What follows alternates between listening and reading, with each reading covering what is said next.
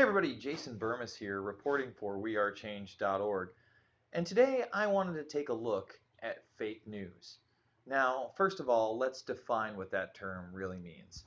I would contend that this term encompasses all media outlets, no matter how large or small, that would purposely put out disinformation or spin. Now, that's not to say that every media outlet is going to get it right all the time. Obviously, mistakes will be made, and honest ones at that. But in this day and age, there is just so much fake news, big and small, out there. That's why I'm going to start with the mainstream media first. CNN, amongst others, have really been exposed as fake news by larger alternative media sites. Might have been an explosion of cloud. The white say.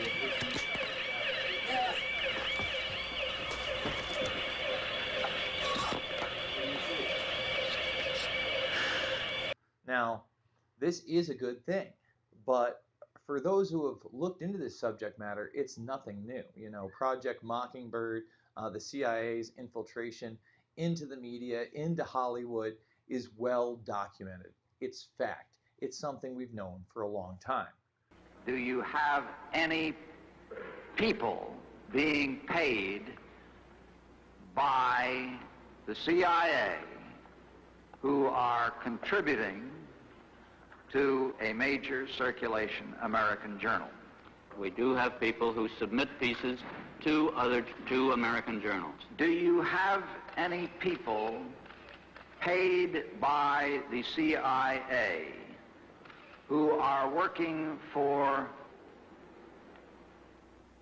television networks?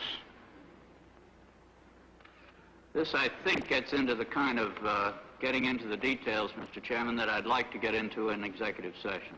Now, on the other hand, this atmosphere has created websites that just downright tell you disinformation based in no fact whatsoever. And again, you could argue that the mainstream media has used and continues to use this practice. However, when I see headlines of former CIA agents saying that they blew up World Trade Center Building 7 that have no basis in fact whatsoever, I also get concerned because I see these being represented as fact and shared on social media rapidly. Another trend we've seen growing and growing and growing and growing over the years is the fact that every time a celebrity dies, well, it was the Illuminati, and now that trend has seemed to encompass the Pizzagate or Pedogate conspiracy. Well, folks, how are we ever going to get people to look at the legitimate information that's out there if we can't tell the truth? Now, don't get me wrong. I believe a lot of this stuff is intentionally put out there so people won't look into some of the factual information that we here at WeAreChange.org try to put out there.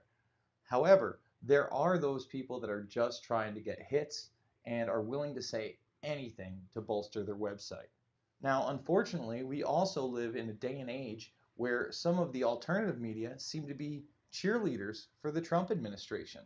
Although the Trump administration has done some great things, they've gotten us out of the Paris Climate Accords. The economy is doing very, very well. They're trying to get rid of Obamacare. There is merit in this administration.